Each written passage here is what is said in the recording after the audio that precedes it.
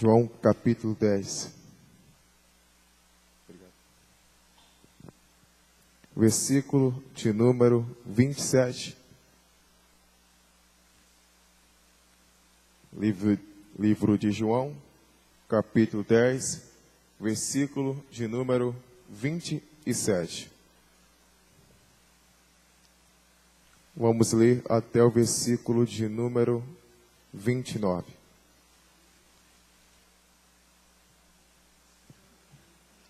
Vamos à leitura?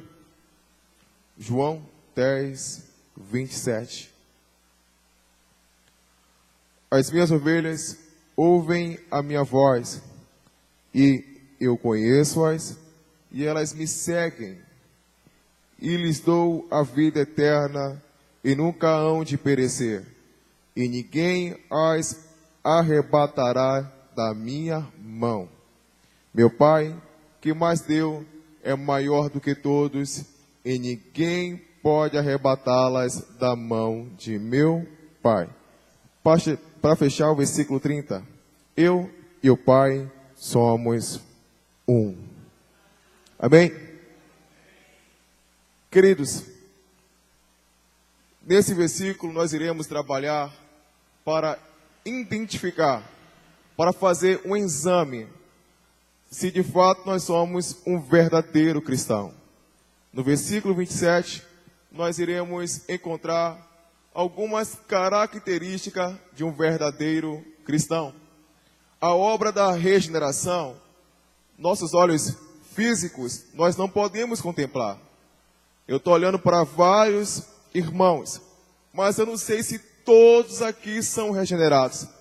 É possível que todos sejam de fato regenerados. É possível que de fato vocês tenham nascido de novo. Mas é possível também que apenas um grupo tenha nascido de novo e outros ainda não. É possível que poucos tenham nascido de novo. Então precisamos fazer um exame para identificar se de fato nós nascemos de novo. Hoje, na caminhada cristã, para que você tenha uma boa amizade, para que você venha ter um bom relacionamento, os solteiros, para poder casar, precisam estar atento ao caráter daquele que professa a fé em Cristo. Não basta só uma pessoa dizer, eu creio em Deus. Não basta a pessoa dizer, eu creio em Jesus. É preciso que essa pessoa mostre para mim e para você a sua característica. Vocês só devem confiar em mim como um irmão em Cristo, como aquele que pode auxiliar vocês na caminhada, se vocês identificarem em mim essas características que eu vou citar nessa pregação. Eu só vou poder confiar em você como ovelha de Cristo se de fato eu encontrar essas características em você. A própria Bíblia traz essa recomendação. Ele disse para mim e para você que nós devemos conhecer pelos seus frutos, o comportamento, a maneira de agir, de falar, de pensar, vai trazer de fato a revelação se você é um verdadeiro cristão ou não. O Espírito testifica com o nosso Espírito se somos filhos de Deus, mas nem é sempre que o Espírito testifica em mim se você é filho de Deus. A Bíblia declara que ele testifica comigo, mas não declara se eu vou conseguir ter essa identificação se você de fato é um filho de Deus. Mas ela nos dá orientação para colocar à prova, provar se os Espíritos são de Deus, discernir quem você é. E através do conhecimento da Bíblia, da sua santa palavra, é que podemos estar identificando quem são as árvores que produzem bons frutos ou aquelas que produzem maus frutos. Se você de fato é cristão ou se você não é cristão. É através da Bíblia que vai estar a revelação de quem você é. Você precisa colocar o seu caráter à luz da palavra de Deus para realmente ter a noção se você é filho de Deus ou não. Portanto, de forma objetiva, com clareza, nós iremos estudar isso aqui no versículo 27, as características de um verdadeiro cristão. E a primeira característica que nós encontramos nesse texto, que é tão maravilhoso, eu escolhi ele pelo fato de que Jesus estava em um confronto com fariseus, a qual estava querendo a prova de que Jesus era filho de Deus ou não. Na verdade, o que eles queriam é que Jesus realmente afirmasse que ele era filho de Deus, para assim, com essa formação, poder acusar Jesus de blasfema. Tanto que no capítulo 9, versículo 35, Jesus ele vai começar a afirmar sua divindade. No versículo de número 22 do capítulo 10, ele volta a reafirmar que ele de fato é filho de Deus e que ele é Deus. Então, essa declaração faz com que os fariseus ficassem irritados com a declaração que ele era o filho de Deus e que ele era o próprio Deus.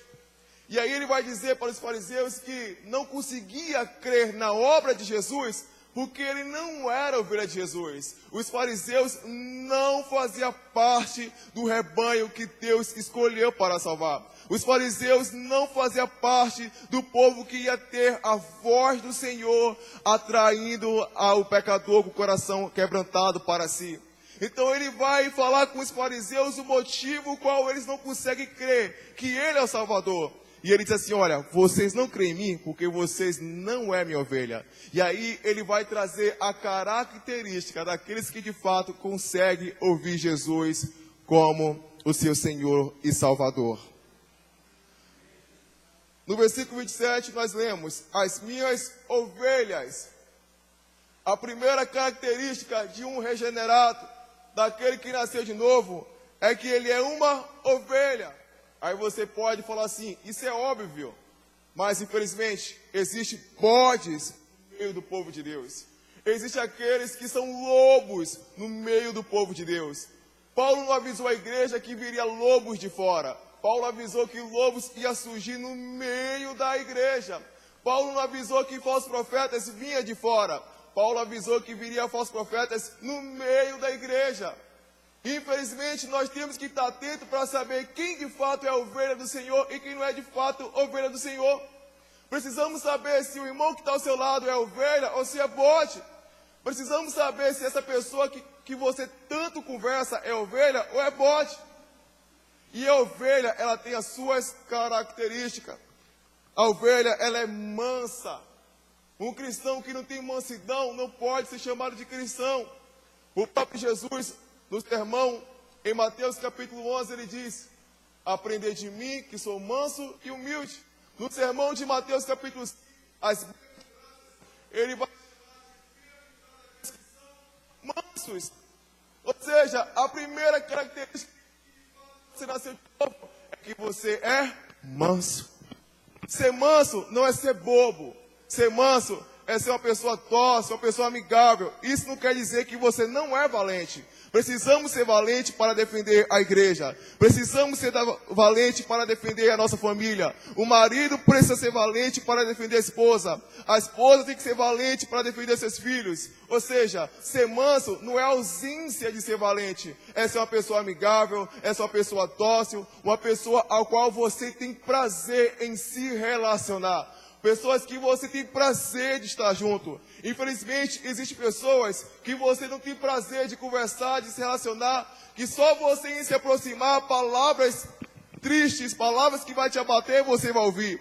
Mas existem pessoas que você pode se aproximar, porque você sabe que por ela ser ovelha, ela vai te receber, ela vai te fortalecer, ela vai te servir, ela vai te ajudar, ela vai te confortar, ela não vai te abandonar nas dores, ela vai te dar uma palavra amiga quando você está abatido, ela vai te ajudar em projetos que ela vê que vai glorificar Deus, ela vai estar de seu lado, porque ovelhas andam juntos.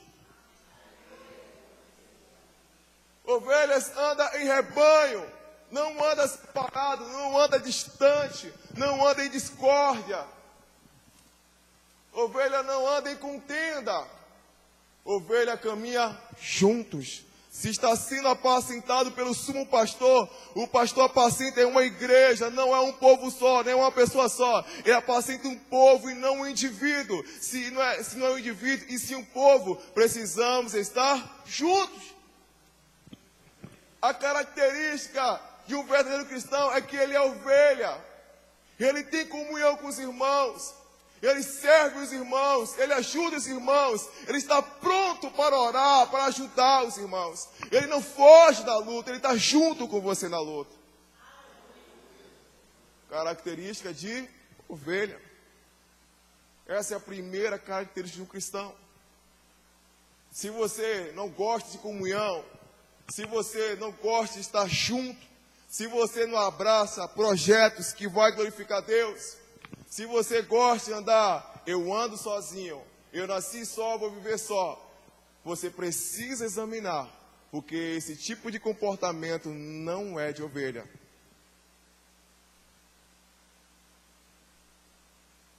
O próprio João, na sua primeira carta, ele diz que se nós temos comunhão com Cristo, por consequência, temos comunhão uns com os outros. E o sangue de Jesus nos purifica de todo o pecado. Portanto, você não pode afirmar que nasceu de novo, mas não ama a comunhão da igreja.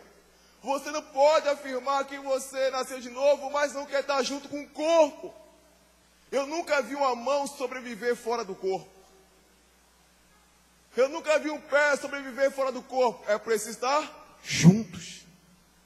Essa é a primeira característica, que você é ovelha, e ovelha anda juntos. Segunda característica é que o próprio Jesus, ele afirma, as minhas ovelhas. Quando ele afirma, as minhas, ele está dizendo que existe um povo particular, um povo adquirido, um povo eleito, um povo que pertence a ele. Então, se você de fato é ovelha, você pertence a Deus. Você pertence a Ele porque Ele te escolheu desde a eternidade. Você pertence a Ele porque Ele te escolheu para salvar. Você pertence a Ele porque Ele te atraiu para si mesmo. Em João capítulo 6, o próprio Jesus vai afirmar que aquele que o Pai me dá, este virá a mim, e eu vou ressuscitar no último dia. Então, se você de fato é ovelha, você pertence a Ele por eleição, e você também pertence a Ele porque você foi comprado. Em Apocalipse capítulo 5, no versículo de número 9, nós lemos que é cantado: digno é o Cordeiro que foi morto, e com teu sangue comprou um povo para Deus. Portanto, você foi comprado pelo sangue de Jesus.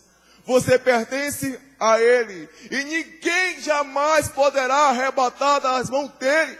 Ninguém pode tirar você das mãos de Deus. Você é uma propriedade de Deus, é um povo adquirido. Ele arrancou você das trevas e te colocou nas luzes. Ele tirou você do pecado e te colocou para você andar em santidade. Você estava condenado, agora Ele te dá vida eterna. Interessante que João capítulo 3, versículo 16, está escrito assim, que Deus ama o mundo de tal maneira que deu seu Filho unigênito para todo aquele que nele crê, não pereça, mas tenha vida eterna. Ele fala uma ação presente. Nós, a partir do momento que cremos em Cristo, ali recebemos vida eterna. Você tem vida eterna. A morte não pode parar. A morte é uma ponte que vai nos levar para mais perto de Deus. Acabamos de cantar: mais perto eu quero estar. Deus meu de ti. Por quê? Nós temos vida eterna e sabemos que se partirmos hoje, nós vamos direto se encontrar com o Senhor. Vida eterna, não termina, não acaba. Deus nos deu. Hoje um pai conversava comigo, me perguntando acerca das almas que vai após morte, porque ele tinha perdido um filho, e ele estava aflito porque ele tinha perdido o filho, e ele me procurou para conversar sobre a questão da ressurreição. Eu disse para ele: olha, seu filho era cristão, alegre-se, porque aqueles que morrem em Cristo, eles morrem para estar com Cristo. O Senhor falou para o ladrão: ainda hoje estará comigo no... Quando Lázaro morreu, ele foi recebido para ser consolado. Eu falei: fique em paz. Fique em paz, eu estou com inveja dele. Eu estou aqui nesse mundo lutando contra o pecado. Aqui com aflições, com angústia, choro, tribulações. Eu quero estar aí com Cristo. Ele já está lá, estou aí com inveja. E o pai se alegrou, foi confortado, consolado. Perceba que a doutrina da justificação, da santificação e glorificação é importante nós compreender. Até para nos consolar, até para nos fortalecer, para termos esperança da glória. As ovelhas de Cristo pertencem a Ele porque Ele comprou. E não só porque Ele comprou, mas porque nós somos filhos adotivos. E o pastor Durval trouxe uma coisa aqui que eu não tinha captado. Ele afirmou aqui que os filhos adotivos daquela época, o pai nunca poderia lançar mais fora. Uma vez que fosse adotado, acabou. Não pode mais lançar fora, não pode mais rejeitar. E é nesse contexto que Paulo usa a expressão que nós somos filhos adotivos. Isto é, uma vez que você tornou-se filho de Deus, Deus não mais te lança fora. Deus não mais rejeita você. Deus não mais abandona você. Deus nunca mais vai deixar você nas trevas. Uma vez que Ele te resgatou para a luz, você nunca mais irá cair da graça. O próprio Jesus promete naquele grande dia te apresentar perante Ele com alegria. Você é filho de Deus e ninguém pode arrancar mais isso. Essa é a característica daqueles que são um verdadeiro cristão. Você pertence a Ele por eleição, pertence a Ele por adoção, pertence a Ele porque Ele te comprou.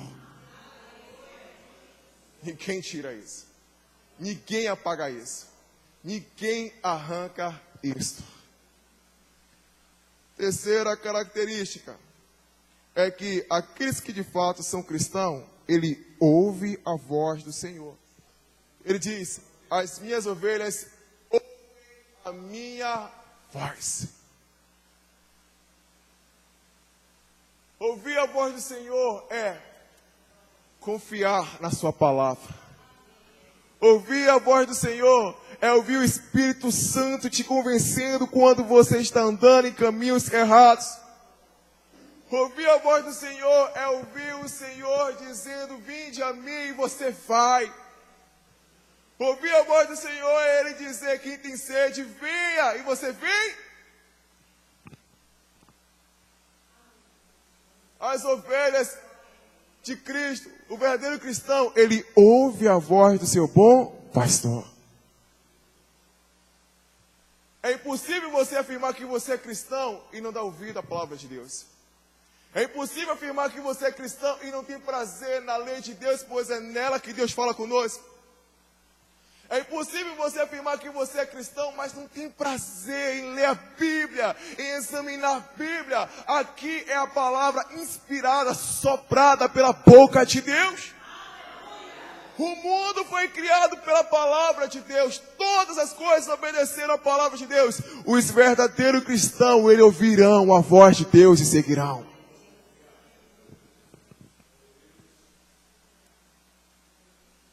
É característica de um verdadeiro cristão. Ele não toma a decisão com base em emoção. Ele não toma a decisão com base em conselho de ímpios. Ele toma a decisão conforme a palavra de Deus. A Bíblia guia ele, conduz ele, porque ele crê que a Bíblia é a palavra de Deus. A missionária Cris pregou aqui na quinta-feira sobre Neemias capítulo 8. E você viu a reverência do povo quando a lei era ouvida, eles se colocaram de pé. E depois que começa a ser lida a palavra, eles finalizam caídos no chão, de joelho, prostrado, adorando ao Senhor. Porque a palavra é aquela que vai te ressuscitar. Aqueles que ouvem a voz do Senhor, esse de fato é regenerado, nasceu de novo, é colocado de pé, é ressuscitado. E ao continuar ouvindo a voz do Senhor, eles caem quebrantados. Eles caem coração todo quebrantado diante da lei de Deus. Sabe aquele momento que você está em seu quarto, no seu devocional, e você vai ler a Bíblia e você ouve Deus falando contigo através daquele versículo. Aí você chora, você se quebranta. Se você cometeu um erro, você pede perdão. Se você está triste, você é consolado. Se você quer desistir, você é animado. Se você quer retroceder, a palavra não, avança. E você avança. Porque aqueles que de fato são cristãos, ele ouve a voz do seu bom pastor. Mas se você rejeita a palavra de Deus, rejeita a exortação pela palavra de Deus, rejeita ser guiado pela palavra de Deus, precisa examinar se de fato você está em Cristo.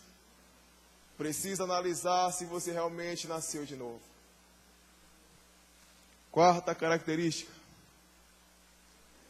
Estes que ouvem a voz do seu bom pastor, elas seguem o bom pastor.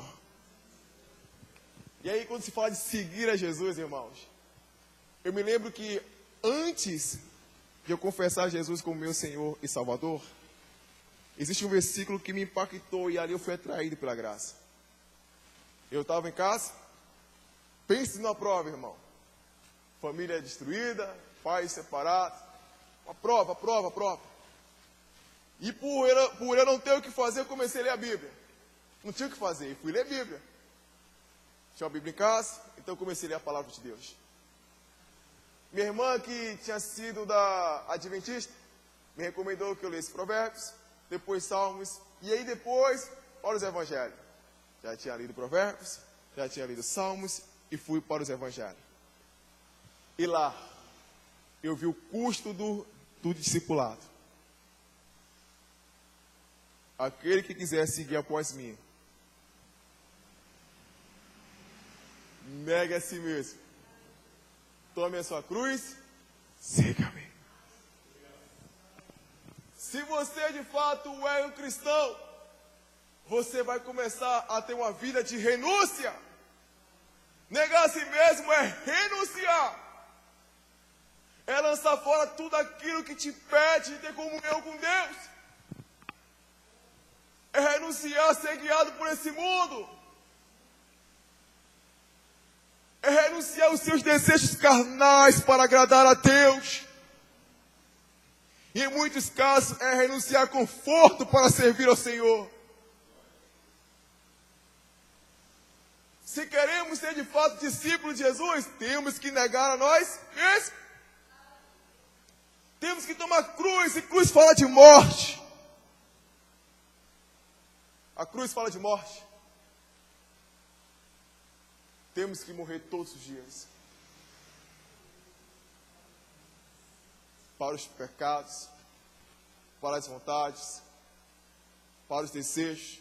Temos que crucificar alguns tipos de planos que você planejou e Deus falou: não, esse não. Nós temos muitos planos, muitos. Eu tenho meus planos. Eu tenho meus sonhos. Senhor, se o Senhor quiser, por favor.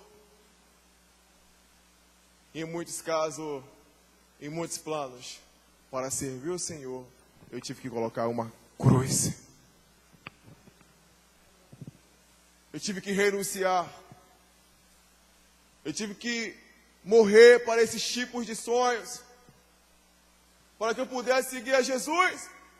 Existe custo. Para ser salvo, não. Mas para seguir, tem custo.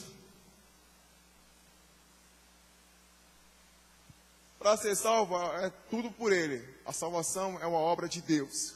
Nós não fazemos nada. Nós não temos mérito algum na salvação.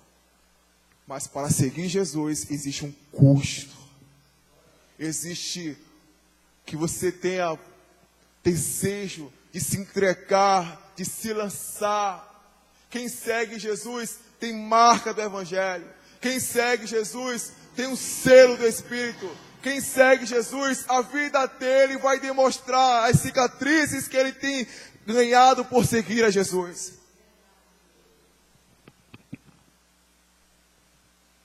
As ovelhas, elas são frágeis. E por ser frágeis, em algum momento, elas se perdem pelo caminho. É por isso que nós temos a parábola do bom pastor que vai buscar a ovelha perdida. Em alguns casos, nós se perdemos pela fragilidade. Mas aqueles que são de fato ovelhas do Senhor, que são verdadeiros cristãos, eles voltam machucados, eles voltam feridos, mas voltam. Mas voltam.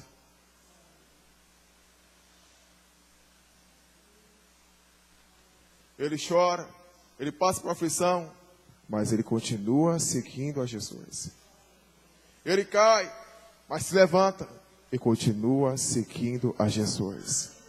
Ele tropeça, ele enfraquece por um momento, mas ele continua seguindo a Jesus. Ele por um momento fica fraco, abatido, tribulado, mas ele continua seguindo a Jesus.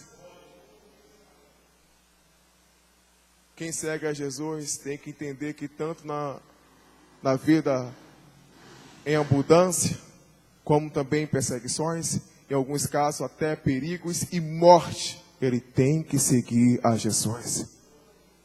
Pedro, encorajando a igreja que estava sofrendo perseguição, ele disse para a igreja que estava abatida por pressão, tribulação, ele disse: é necessário que sigamos as pisaduras de Jesus. E Jesus alertou os discípulos que se eu sou o Senhor, fui perseguido, vós também serão odiados pelo meu nome, mas você deve continuar a seguir a Jesus.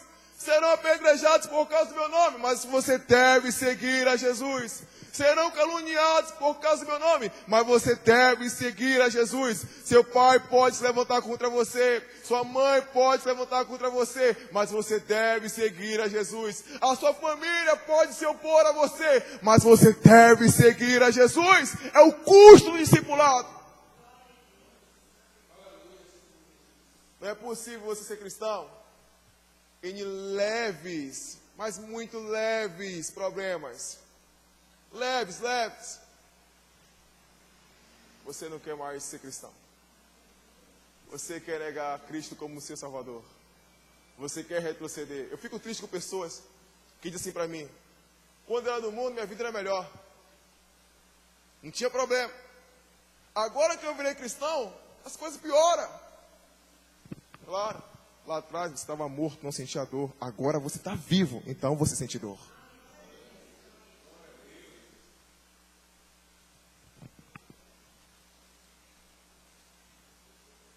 Você está vivo?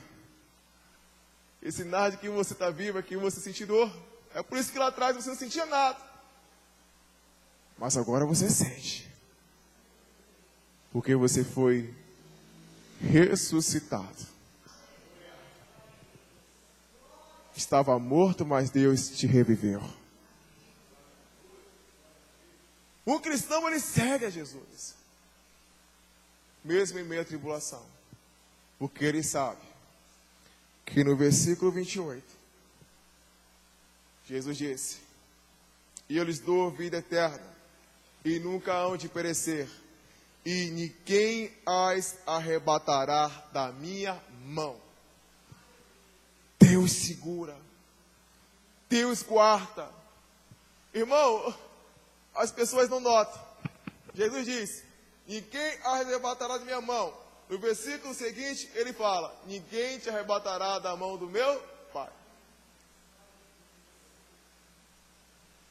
Você não se perde porque o próprio Deus te segura. A mão da Trindade está sobre você, te segurando. O Deus triuno, o Pai, o Filho, o Espírito Santo te prendeu nas garras da graça. E ninguém te arranca de lá. Ninguém. Paulo, entendendo isso, ele canta: quem nos separar do amor de Deus? Tribulação, fome, angústia, espadas, anjos, quem pode? Nada nos separará do amor de Deus. Ninguém te arranca de lá. Ninguém te tira de lá.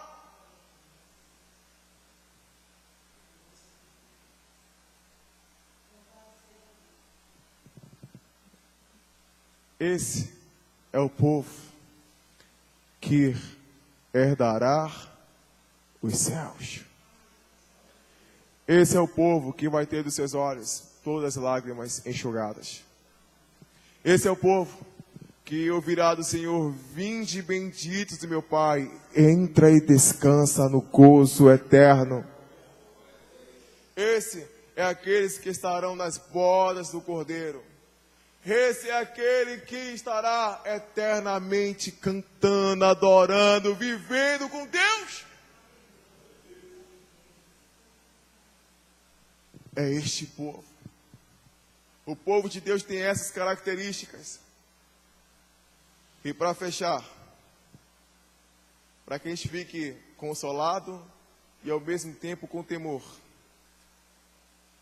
ele diz assim: ó, as minhas ovelhas ouvem minha voz e eu conheço.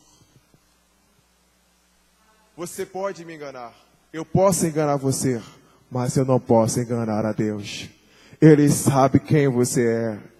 Ele sabe quem é seu povo. Naquele grande dia, muitos chegarão dizendo: Senhor, eu preguei, profetizei, curei, o fogo caiu. Ele vai dizer: apartai-vos de mim, maldito, que eu nunca vos conheci.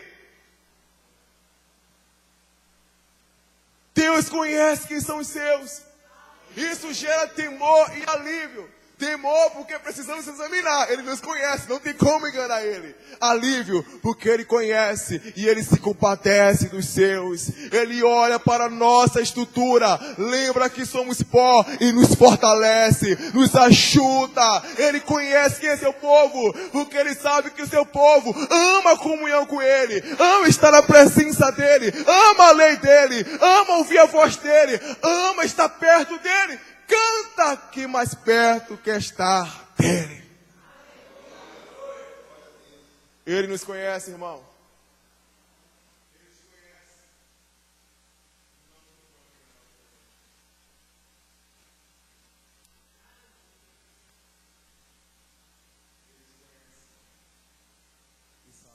Sua dor. Sabe também da sua luta, das suas aflições. E aí, fecho aqui, Salmo 23. Ainda que eu andasse pelo vale da sombra da morte, não temerei mal algum, porque tu estás comigo.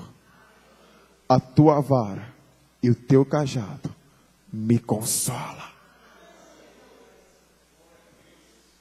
Se coloca de pé.